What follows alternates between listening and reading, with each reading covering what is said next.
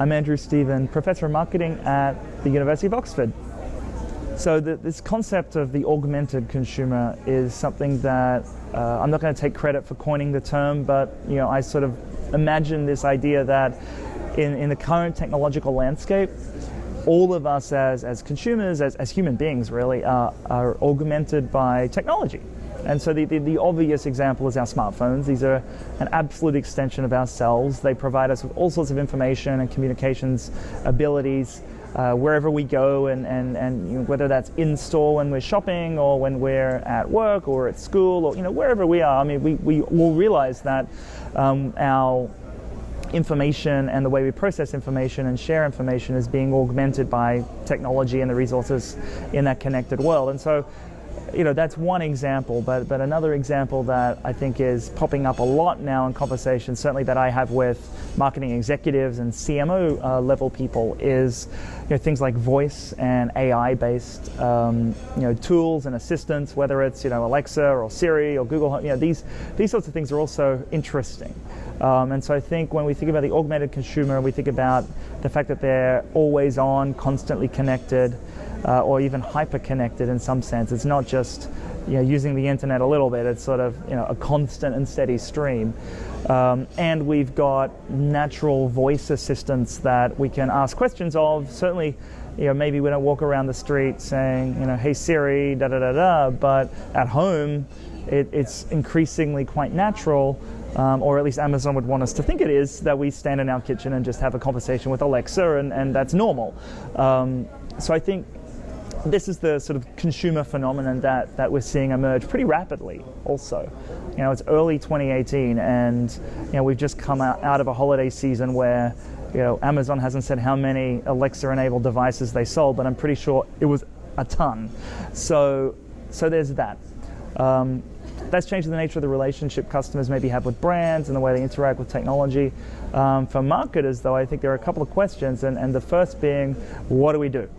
So with this augmented consumer or augmented intelligence consumer, so yes, I've got my brain, but now I've got my smart device, I've got my AI assistant, I've got recommendation agents through AI, and all these sorts of things that pop up on my phone or wherever. What does that mean for marketers in terms of marketing to those consumers and reaching them and interacting with them, engaging them, building relationships with them? Is actually having an AI-based service, so to speak, a new way of engaging consumers in a meaningful way to build a valuable relationship?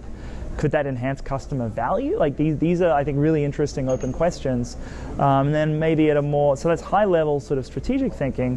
Then if you take that down a notch, sort of, okay, what is the marketer going to do next week about this? I think it's raising a lot of interesting questions around experimentation. And certainly marketers at all levels that I've been speaking to recently in the US as well as the UK and Europe are all sort of gearing up for this year being the year in which they just test a ton of stuff with AI, with voice, and related technologies. So I guess they're not trying to think about certain services or products, but rather just try a lot of things.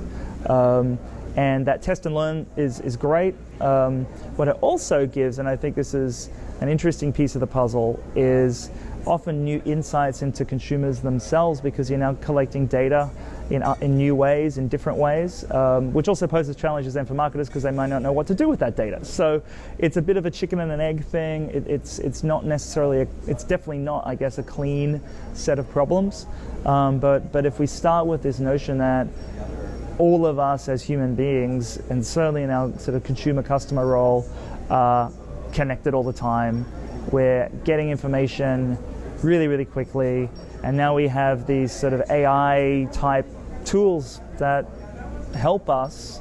I think that the broad question for marketers has to be around, okay, strategically what do we do, and what experiments or tests can we do now, even at a small scale, to start to learn.